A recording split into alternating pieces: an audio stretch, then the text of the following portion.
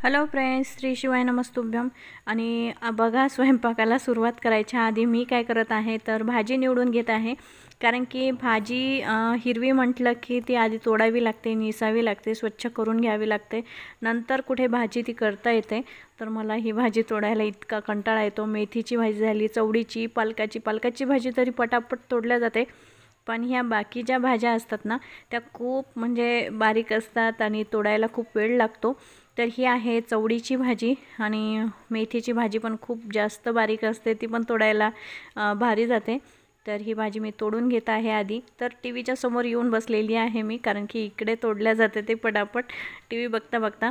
आणि हीच भाजी आज बनवायची आहे, कारण की हिरवी भाजी जास्त दिवस राहत नाही. आणि बघा, पूर्ण भाजी मी तोडून घेतलेली आहे. टी व्ही बघता बघता आता स्वच्छ करून घेते, म्हणजे पाण्याने 2-3 पाण्याने हे धुवून घेते. आणि आज हीच बनवायची होती, कारण की 2 दिवस झाले ती आणून ठेवलेली आहे. आणि जर आत्ता 3 दिवस अजून ठेवली असती, म्हणजे 2-3 दिवस अजून ठेवली असती, ती खराब झाली असती. शेवटी फेकून द्यावी लागली, म्हणून मग ती आजच करून घ्यायची आहे. तर यासोबत मी भाकर करणार आहे, मेथीची भाजी चवडीची भाजी करणार आहे. आणि मुलांसाठी वेगळं काही करायचं आहे, कारण की ह्या दोन्हीही वस्तू मुलं खात नाहीत, म्हणून त्यांच्यासाठी वेगळं काही बनवायचं आहे. तर चला, चवडीची भाजी बिलकुल साधी सिंपल, याआधी पण मी रेसिपी तुम्हाला खूपदा दाखवलेली आहे. तर यामध्ये लाल मिरची जी असते ना वाळलेली, ती मी तोडून टाकते, नंतर मग लसण चिरून टाकते. तर बघा, भाजी बारीक छान चिरून घेतलेली आहे. कोणी कोणी काय करतं की ही भाजी न चिरता पण बनवून टाकतं, कारण की भाजीच ती खूप म्हणजे बारीक असते, आधीच बारीक आहे. तरी पण मी काय करते, थोडी अजून चिरून घेते. आणि चिरल्याने कोणी म्हणतं की ही भाजी छान लागत नाही, म्हणून मग लोक भाजी चिरत नाही. म्हणजे आधीचे लोक तर भाजी चिरायचेच नाही, डायरेक्टच ती करायची. आणि बघा, मी लसण पण चिरून घेत आहे. ठेचून वापरला तरी छान लागतो, चिरून वापरला तरी छान लागतो. बघा, 3 लाल मिरच्या घेतल्या आहेत, तर तोडून घेतल्या. आणि हिरवी मिरची घातली तरी चालेल, तर मी लाल मिरची घेतलेली आहे. आणि लसण चिरून घेतलेला आहे, बघू शकता. तर हे कढईमध्ये घालायचं. यामध्ये हळद, तिखट नाही घालायचं, हळद घालायची किंचित, धने पावडर आणि गरम मसाला घालायचा. बघा, हा आहे गरम मसाला. तर हे सगळे मसाले मिक्स करून घेते आणि यामध्ये ती चवडीची भाजी घालून घेते. तर हिरवी भाजी आहे, रंग चेंज व्हायला नको, जास्त ती शिजायला नको, म्हणून मग ती 2 मिनटंच परतवायची अशी, आणि पटकन होऊन जाते. यामध्ये पाणी पण घालायची गरज नाही. आणि बघू शकता, ही झालेली आहे. मीठ घातलं आणि ही भाजी तयार झालेली आहे. तर यामध्ये शेंगदाण्याचं कूट घातलं तरी छान लागते, पण मी काहीच नाही घातलेलं आहे. आणि बघा, ही भाजी तयार झालेली आहे. मी गेली होती अकोल्याला गेली, आणि तिकडून मग काकाच्या घरी पण गेली होती. तर बघा, काकूने काय दिलं, तर काकूच्या घरी आहे दूध डेअरी. तर काकूने मला पनीर दिलं, दही दिलं, अजून रबडी दिली, अजून सोनपापडी पण दिली मुलांसाठी, दही पण दिलं होतं. तर मी आता करते, कारण की 2 दिवस झाले पनीरची भाजी खाल्ली.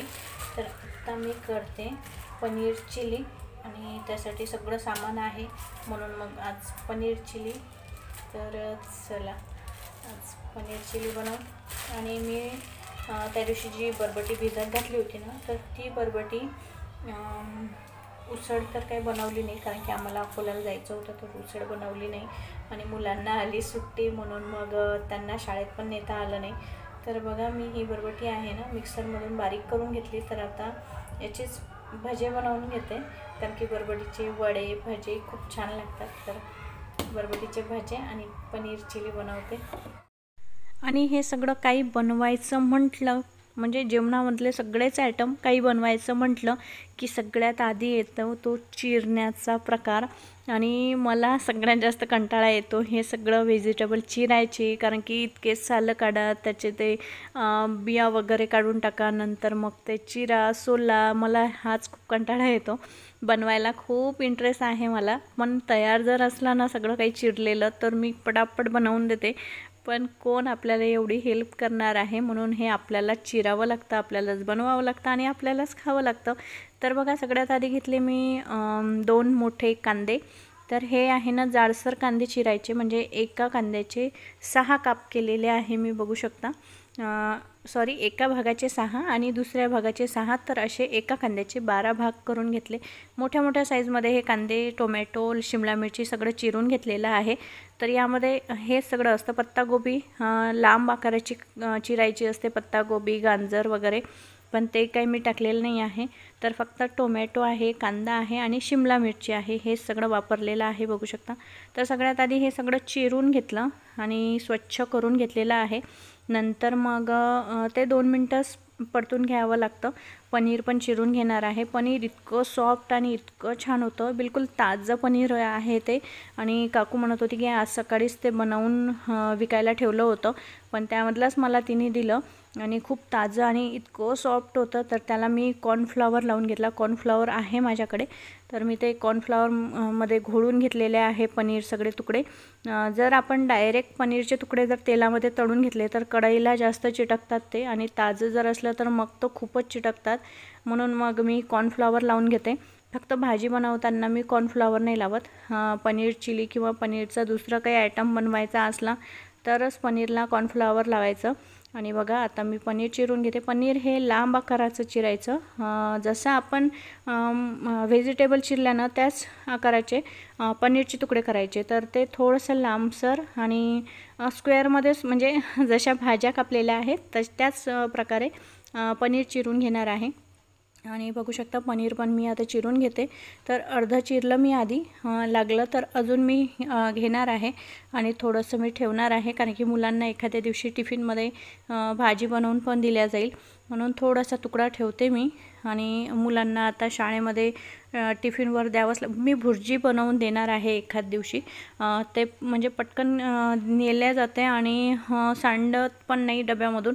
ग्रेव्हीची जर भाजी बनवून दिली ना तर तो ग्रेव्हीचा जो रस्सा असतो तो डब्यामधून सांडायची भीती असते, म्हणून मग भुर्जी बनवून दिली तर खूप सोपी राहते। आणि बघा मी खूप लांब आकाराचे तुकडे केले, नंतर मग त्याचे अजून थोडे थोडे बारीक तुकडे केले। आणि याला बघा कॉर्नफ्लॉवर कोरडा आहे, हे लावून घेत आहे। थोडंसं पातळ करून लावलं तरी चालेल, पण मी कोरडंच लावून घेते, म्हणजे छान त्याला कोड होऊन जाईल।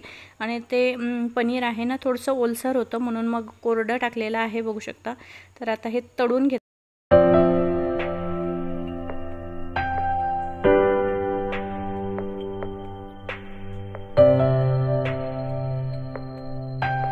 कढई ठेवलेली आहे, त्यासाठी तेल घातलं आणि हे छान आता तळून घेते। आणि बघा किती सॉफ्ट हे छान तळलं जातं। तर जास्त लाल करायचं नाही आणि जास्त पांढरं पण ठेवायचं नाही, तर थोड्याच कलरमध्ये मी ते तळून घेतलेलं आहे। आणि आता लसण, अद्रक हे सगळं चिरून घ्यायचं आहे, हे राहूनच गेलं होतं। तर लसण चिरून घेते, अद्रक चिरून घेते आणि सकाळपासून आज हेच सुरू आहे माझं। आणि बघा आत्ता करते तयारी पनीर चिली बनवायची। तर ते तेल आहे ना थोडंसं काढून घेतलं मी त्यामधलं, आणि थोडं तेल ठेवलेलं आहे त्यामध्ये कढईमध्ये।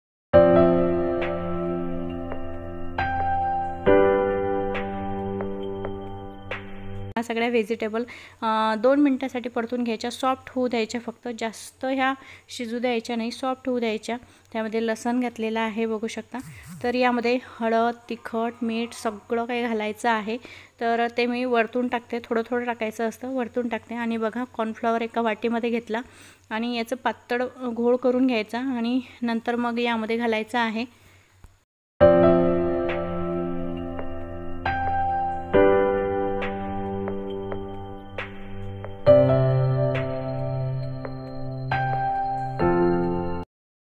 आणि बघा सगळ्या प्रकारचे सॉस मी यामध्ये घालून घेतलेले आहे। Soy sauce, chili sauce, red chili sauce, green chili sauce आणि टोमॅटो सॉस, आणि हे आहे कॉर्नफ्लॉवर। तर बघा सगळ्या प्रकारचे सॉस घालून घेतले। हळद, तिखट, मीठ घालायचं बाकी आहे। तर किंचित आता तिखट, हळद, मीठ हे सगळं पण घालणार आहे। चवीनुसार घालायचं, जास्त तिखट पण करायचं नाही। आणि थोडीशी साखर पण घालायची, कारण की आंबट गोड हे सगळं बॅलन्स व्हायला पाहिजे, म्हणून मग साखर पण घालायची आहे। बघा पनीर घालून घेतलं, तर आता थोडं पाणी पण घातलेलं आहे यामध्ये, कारण की हे शिजायला पण थोडंसं पाणी लागतं। आणि नुसतं ड्राय जर बनवलं तर ते पण खूप छान लागतं, पण ग्रेव्ही असली तर खूपच छान लागते। आणि बघा यामध्ये मी पाणी पण घालून घेतलेलं आहे। तर थोडंसं पातळ आणि शिजायला पण थोडा वेळ लागतो, म्हणजे 2-3 मिनटं, कारण की त्यामध्ये आपण कॉर्नफ्लॉवर घातलेलं आहे घोळ करून। तर बघा हे झालेलं आहे आता।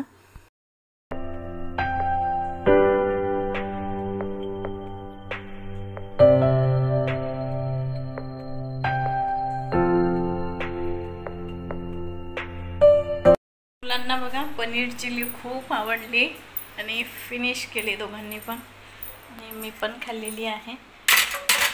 तर खरंच खूप छान झाली होती पनीर चिली। आणि मला हे जे बरबटीचे भजे आहेत ना ते पण काढायचे आहे, पण हे आल्यानंतर मग मी बनवणार आहे। तर पनीर चिली बघा फिनिश थोडीशी ठेवली मी यांच्यासाठी। आणि आता मुलं अभ्यास करत आहे, तर हे आहे ना सारण, तर मी थोड्या वेळाने काढणार आहे कारण की यांना यायला अजून वेळ आहे। तर